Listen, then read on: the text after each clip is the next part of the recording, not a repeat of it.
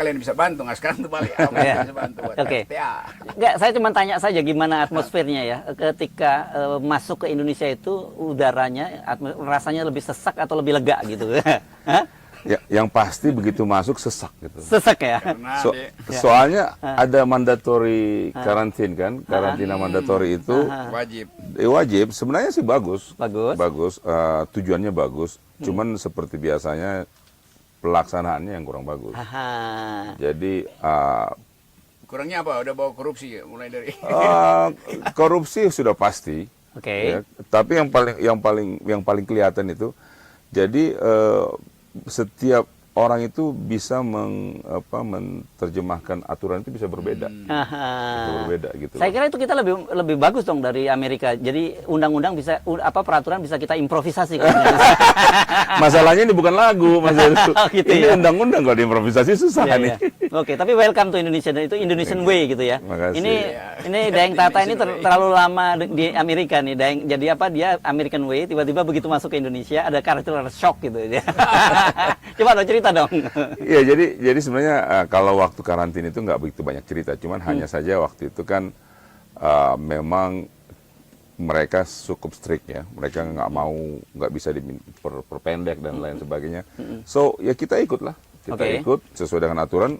Why kita try to be abide citizen. Jadi kita ikutin. Tapi yang mengherankan saya, kita kan harus 2 kali swab tuh. Aha. Swab pertama hari kedua di hotel, terus swab yang kedua itu di hari kelima. Jadi besoknya kita harus check out kan. Nah waktu saya swab kedua itu di depan saya ada orang yang tidak terdaftar, ditanya sama dia punya perawatnya, Bapak punya nama nggak terdaftar? Iya, nggak. Saya memang tidak terdaftar karena saya minta dipercepat. Oh begitu ya? Oke, kalau begitu saya daftar aja, nanti Bapak langsung aja ke... Itu yang saya maksud tadi, udah bawa korupsi. Iya itulah. Nah saya sebagai kita lihat, wah ini benar-benar menyesalkan. Tapi itu belum seberapa, Bung Rocky. Ini kita bicara bukan mau menjelekkan, ini semacam review daripada orang pendatang, orang Indonesia yang jadi tamu di negaranya sendiri kan. Oke. Anak saya itu dari waktu itu kita ke Aceh. Aceh itu kan ada Genos ya, Genos yang di tube itu. Dia terbang ke Jakarta dan Jakarta mau ke Makassar. Dia pakai batik ke Jakarta, dia tanya orang batik, ini Genos saya kan 24 jam masih bisa dipakai. Oh bisa Bu. Next, dia tiba itu sore, dia berangkat lagi subuh. Pakai bukan batik tapi Citylink. Nah orang Citylink bilang, ini nggak bisa dipakai nih, Soekarno-Hatta. Terus dia bilang, loh ini kan dokumen perjalanan kan mensyaratkan bahwa ini 24 jam bisa dong. Akhirnya setelah begini, dia bilang, kalau begitu ibu tanya aja ke bagian informasi. Dikirim ke informasi dong. Informasi bilang, wah saya nggak tahu, pergi ke bagian Satgas Covid. Jadi anak saya itu pergi ke Satgas Covid. Satgas Covid bilang, ini adalah polisinya dari airlines. Jadi balik lagi ke airlines. Akhirnya airlines bilang gini, oke lah Bu, kalau memang enggak, ibu tes Covid aja, tes apa lagi, tes antigen lagi. Bayar lagi.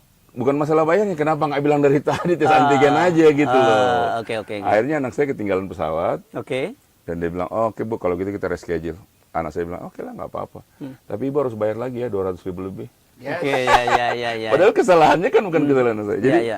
Jadi Ya. hal-hal seperti ini karena si orang Batik Airnya bilang bisa, orang Citylink-nya bilang nggak bisa, orang informasi di bandara bilang dia nggak ngerti, orang Satgasnya bilang ini adalah kebijaksanaan airline.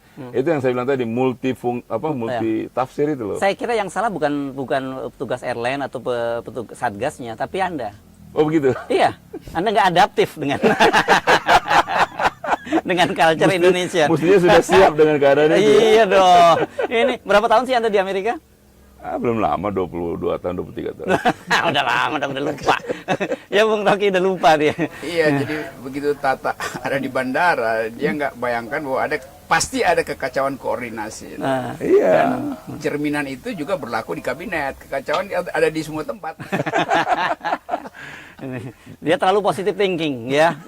Jadi saya kira yang selalu yang kita lihat selalu ini kan tidak terkoordinasi ya, Bung Rocky, tidak terkoordinasi. Jadi ini dan multitafsir dari aturan yang sama, ini aturannya kan sama.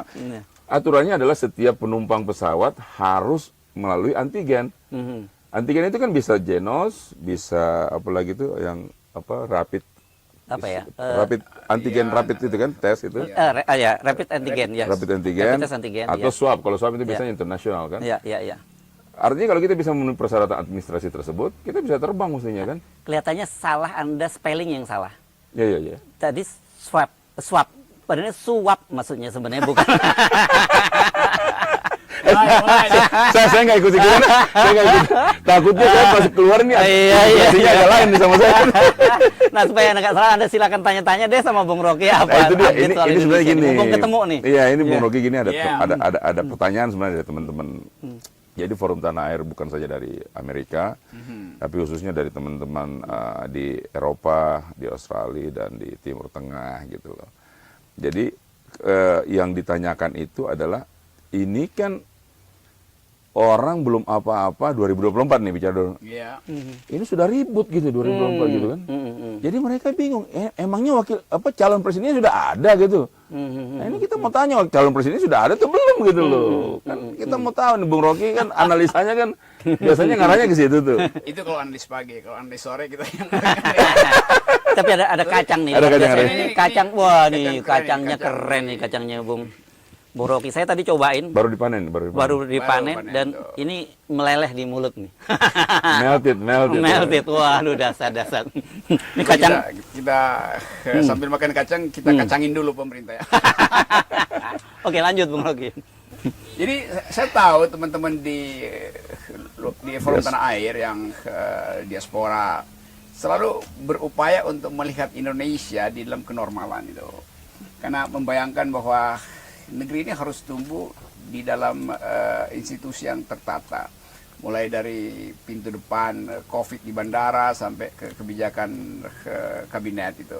Ternyata memang kita mungkin belum tiba pada semacam pengertian modern apa yang disebut institusi itu, karena institusi masih bisa ditafsirkan sesuka-suka dari pejabat di depannya tuh. Iya. Itu juga berlaku di dalam orang membayangkan perubahan politik. Jadi orang menganggap ya kalau masih 2024 sekarang udah ribut, itu artinya orang udah nggak percaya pada sistem yang sekarang kan. Betul. Jadi dia kan menganggap ya 2024 mungkin oligarki berlipat ganda kekayaannya tuh. Karena potensi korupsi masih jalan terus, KPK dilemahkan, itu artinya melemahkan KPK artinya mengizinkan oligarki untuk merampok negara lagi. Itu sebenarnya intinya tuh. Ya. Nah karena itu orang yang berakal sehat menganggap bagaimana kalau kita percepat aja perubahan supaya oligarki itu tidak lagi memanfaatkan momen pemilu itu untuk beternak politik. Ya, Kira-kira ya. begitu. Ya diamputasi sekarang. Oke. Nah, itu suasananya tuh. Dan itu terbaca dari kasakusuk tokoh sana ketemu tokoh ini tuh, partai ini keluarin peta koalisi segala macam. Jadi kekacauan itu menunjukkan bahwa ada desakan untuk mempercepat perubahan. Kira-kira begitu tuh. Buat teman-teman Forum Tanah Air. Nah, ini kelihatannya Bung Rocky, Daeng Tata ini pasti diajarin apa Indonesian Way lagi. Ya, menafsirkan, melihat fenomena secara terbalik, gitu kan. Di Indonesia kan orang udah terlatih seperti itu. Kalau meroket itu akhirnya menyungsep gitu ya. Kalau 3 periode itu artinya pengen nggak sampai 2 periode. Bisa gitu nggak Bung Rocky? Ya itu yang diinginkan sepenuhnya oleh masyarakat sipil. Karena justru ada keadaan sekarang, terutama soal KPK itu. Jadi kan kalau KPK berhenti itu artinya persiapan korupsi memang dimulai kan, itu intinya. Jadi orang menganggap ya udah nggak usah tunggu 2024. Kalau dulu kita bicara ada nggak kita punya kesadaran politik? Iya, masih ada kesadaran politik. Tapi dalam keadaan sekarang ketidaksabaran politik. Jadi orang udah nggak sabar. Ketidaksabaran politik. Iya, ya, maksudnya teman-teman gini Bung Rocky ya. Kalau kita di luar ini kan biasanya itu beritanya walaupun sekarang zamannya istilahnya apa namanya digital itu ya. pasti ada keterlambatan berita, ya kan. Nah, ini kebetulan saya ketemu Bung Rocky, ada Mas Hersu yang tiap hari bicara politik, yang tiap hari buka-buka buku politik. Kita kan buta nih. Ini maksud saya pertanyaan tadi saya itu, ini orang belum 2024, kok sudah mulai ribut 2024? Ini maksudnya 2024 itu persiapan 2024 atau persiapan sebelum 2024 itu maksudnya? Iya betul. Ini pertanyaannya apa harapan ya Bung Rocky ya? Saya nggak ngerti. Ini kecemasan. Oh, kecemasan. Karena memang kita cemas karena semua faktor tersedia di depan mata kita untuk menyimpulkan bahwa ini nggak bakal nyampe 2024. Nah, orang takut mengevaluasi itu atau menganalisis itu kan. Kan komentator politik selalu dalam rangka 2024. Kenapa kita nggak bicara sebelum 2024? Karena itu mungkin juga terjadi. Jadi buat teman-teman Forum Tanah Air, saya kenal waktu peresmian pertama saya ada di New York bersama-sama. Mereka tetap berharap Indonesia tumbuh secara demokratis. Tuh. Ide itu nggak mungkin kita hilangkan. Hanya bisa kita minta bantuan supaya Forum Tanah Air jadi forum pikiran untuk mempersiapkan Indonesia bila terjadi perubahan politik yang tidak mengikuti jadwal pemilu. Itu intinya tuh. Tapi saya kira memang kekhawatiran teman-teman di luar juga seperti itu, Bung Rocky, Mas Ersu. Artinya biar bagaimana kan teman-teman diaspora ini kan tetap memperhatikan perkembangan Indonesia ini mau dibawa kemana. Karena to be fair, memang situasinya bukan baik-baik saja begitu. Jadi memang keadaan itu tiap hari itu adalah penurunan baik dari segala tingkatan, ekonomi, demokrasi, hak asasi manusia segala macam. Nah, makanya kan waktu teman-teman kita sempat diskusi kecil di sana, kan Bung Rocky sering tuh ngomong di Rocky Gerung Official. Ya kan? Ini apa istilahnya sebelum 2024 sudah akan terjadi apa itu apakah bisa terjadi pergantian kekuasaan gitu kan? Atau pergantian ini. Itu yang membuat teman-teman bingung. Artinya itu saya terangkan. Ya, ini apa ini persiapannya? Apakah memang karena persiapan sekarang orang kan seperti yang Bung Rocky bilang, partai politik ini ketemu partai politik ini, orang tokoh sana ke tokoh sini. Ini untuk 2024 atau memang untuk persiapan sebelum itulah masalahnya itu. Saya lihatnya begini nih, coba kalau kita lihat hal yang natural atau yang disebut natural tuh, tentu kita tunggu putaran 5 tahunan gitu kan. Itu kalau faktor-faktor ekonomi, politik, kultural itu stabil aja. Tapi yang terjadi sekarang semuanya turbulen itu kan. Nah, kan semua orang bahkan dari pejabat, Pak Mahfud sendiri, MD mengatakan ya baru sekarang korupsi itu melampaui Orde Baru tuh, dan ada di mana-mana. Jadi Mahfud MD juga tahu suasana ini kan.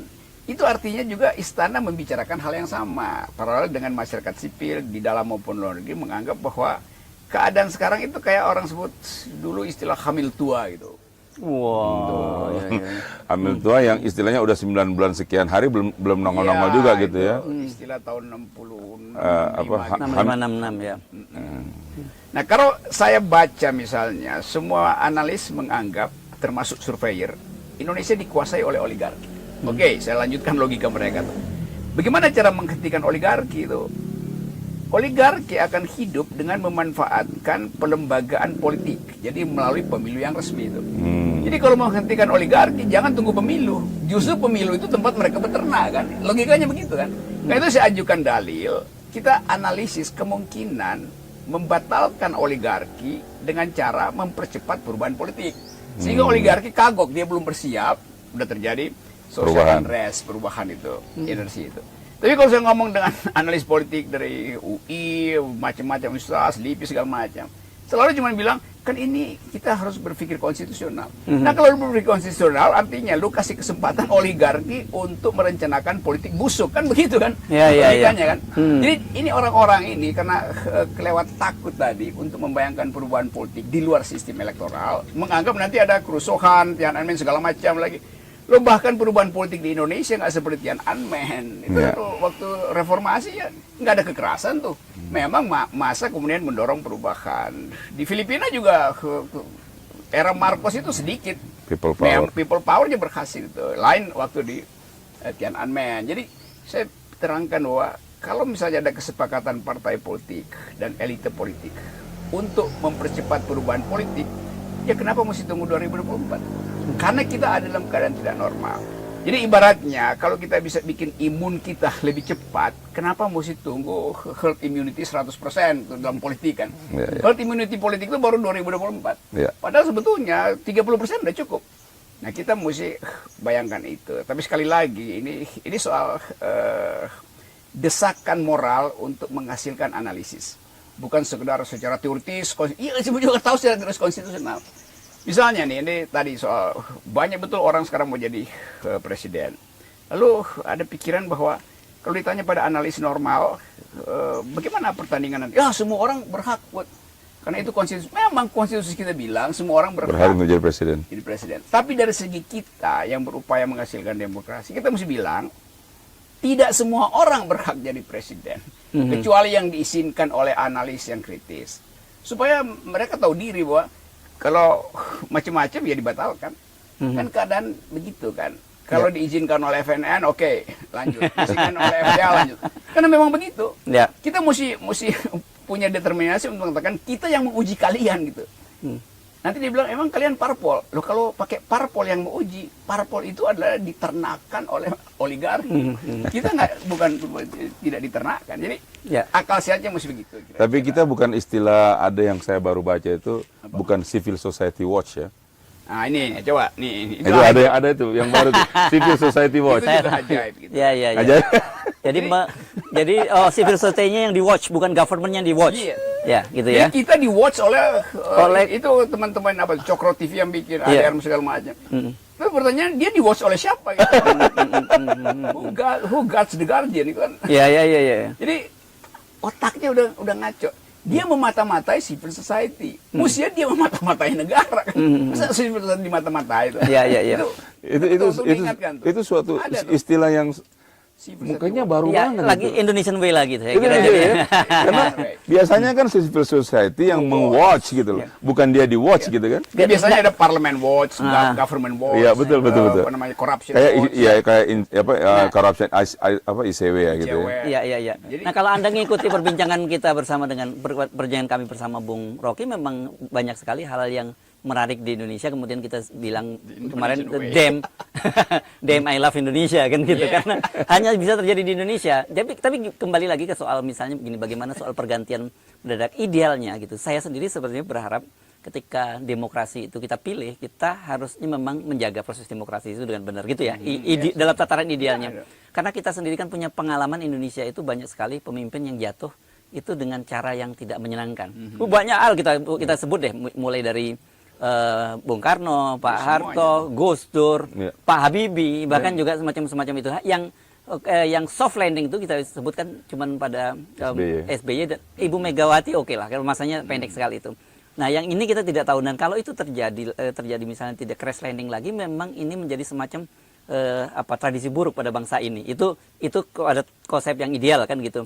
Dan kita ingin agar proses demokrasi itu berjalan. Tapi kalau saya dalam posisi begini, bagi kita media itu memberikan gambaran seperti itu. Kemudian masyarakat memilih choice seperti apa itu silahkan pada masyarakat gitu.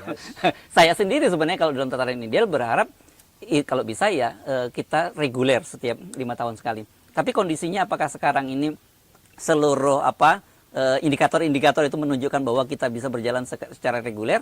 Nah itu saya kira penting, itu publik yang mesti menilai. Satu lagi tadi saya sepakat dengan Bung Rocky mengenai soal lembaga survei.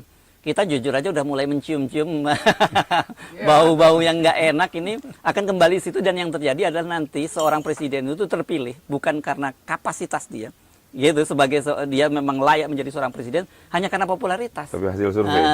Karena hasil Survei juga yang bukan yang original ya. Ya, hasil surveinya juga bukan original karena itu bisa jadi itu aja semacam fabrikasi lah ya. Yes. Fabrikasi elektabilitas yang dipesan oleh oligarki. Nah, ini saya kira berbahaya, dan akhirnya kan kita membayar harga yang cukup mahal untuk bangsa ini dan juga untuk proses demokrasi itu. Yeah. Gitulah kira-kira.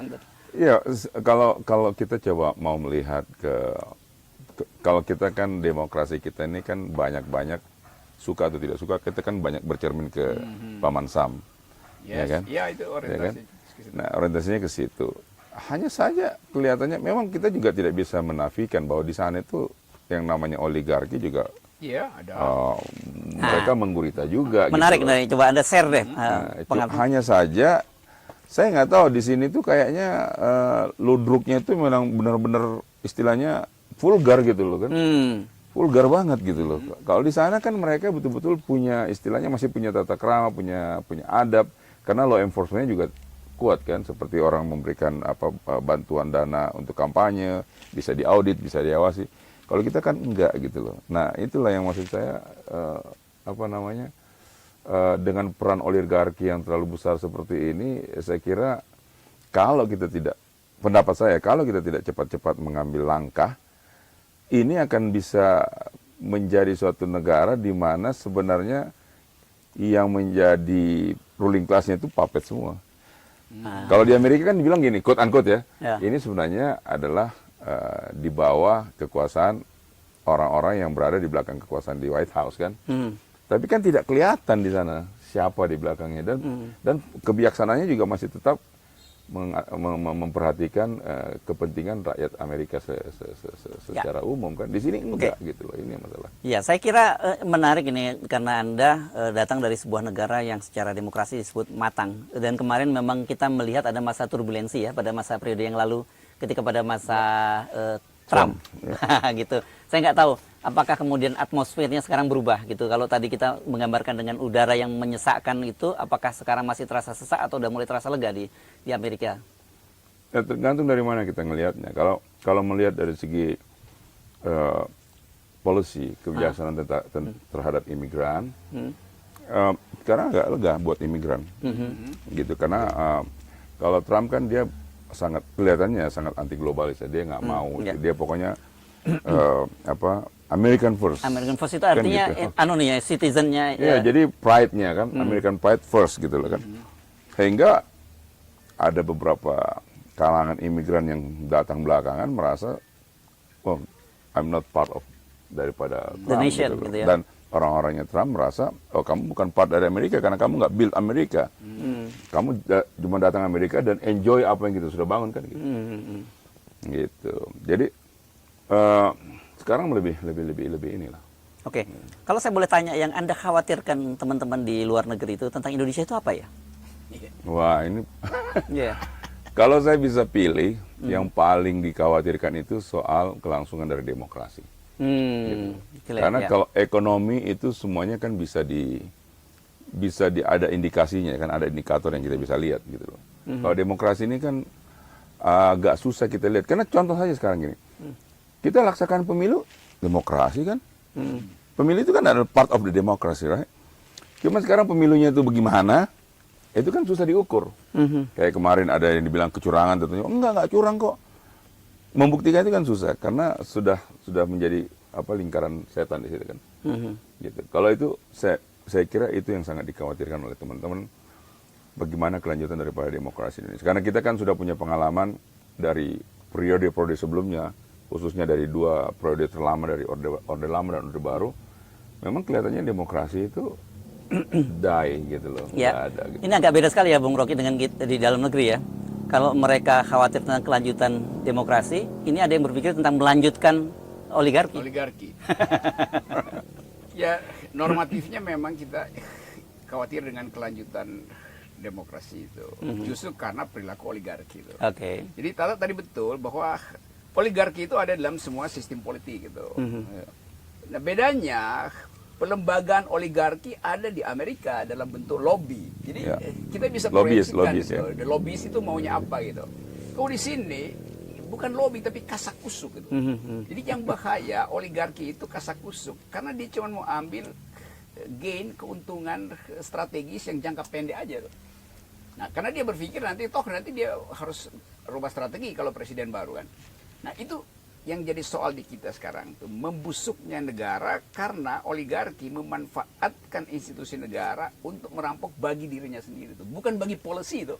Amerika tetap kita bisa bedain tuh, ini polisi ke depan soal persenjataan, Republik pasti jadi konservatif. Kalau Demokrat pasti bagian human rights-nya masih diperlihatkan. Kalau di sini nggak jelas, partai apapun bisa diasuh oleh oligarki yang sama. Oligarki yang sama bisa mengasuh 2 partai sekaligus kan? Kan nggak ada di Amerika satu oligarki ngasuh partai Republik sama Demokrat. Dia mesti berpihak gitu. Di sini satu oligarki bisa ngasuh 7 partai. Kan itu gila namanya. Jadi ini keadaan paling buruk dari demokrasi. Nah, ini soal lobby ya. Itu kebetulan saya pernah riset tentang lobby di Amerika kan. Dulu Amerika lobby itu adalah bisnis kedua terbesar setelah government di Washington kan. Dan saya lupa tahunnya, tetapi pernah kemudian ketika Obama dan Keynes masih di Kongres, mereka membuat semacam undang-undang bipartisan, gitu ya. Undang-undang bipartisan itu kan undang-undang yang diusulkan oleh Demokrat, didukung oleh Republik atau sebaliknya gitu. Mereka waktu itu mengatur tentang lobby itu.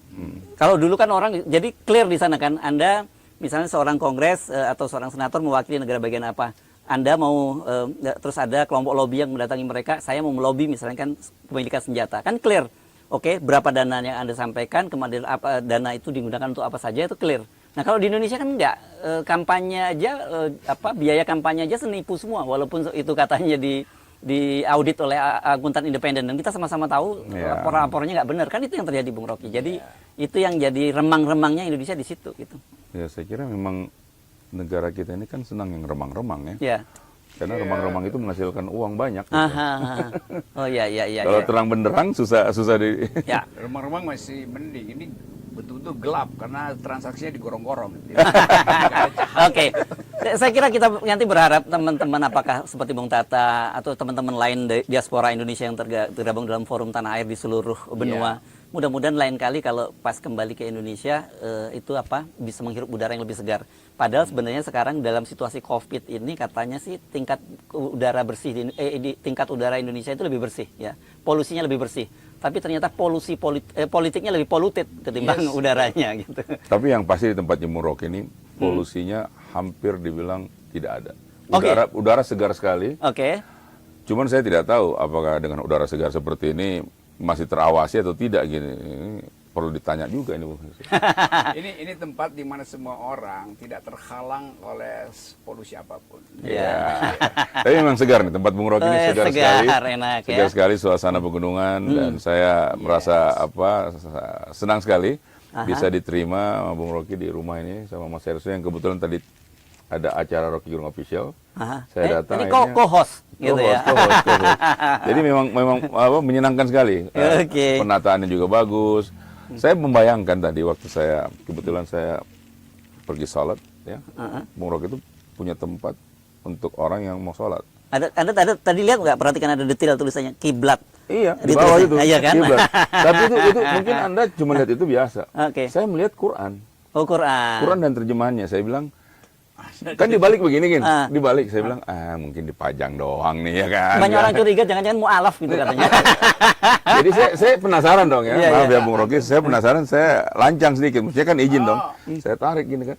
Saya lihat ini berarti dibaca nih. Qurannya ya, nggak berdebu ya? Karena ada ininya, ada dia punya lipatan-lipatan.